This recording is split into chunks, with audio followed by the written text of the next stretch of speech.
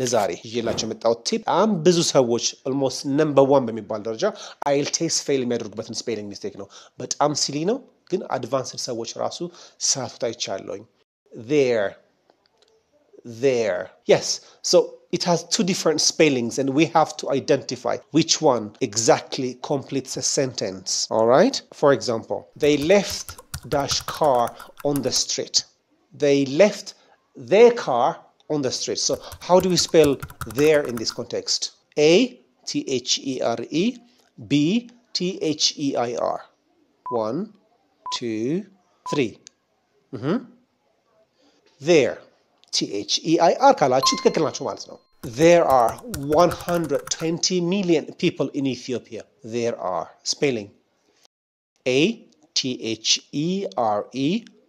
B T H E I R የትኛው ነው 1 2 3 Yes የመጀመሪያው THERE ካላችሁ ትክክል ናችሁ ማለት ነው ይሄን ይመስላል በሚቀጥለው እንደዚሁ እንግሊሽ ከሆነ ለእናንተ ጠቃሚ ይሆናል ብሎ የሚያስበው ሁሉ የአይኤልቲኤስ መረጃና ቴክኒክ ስትራቴጂ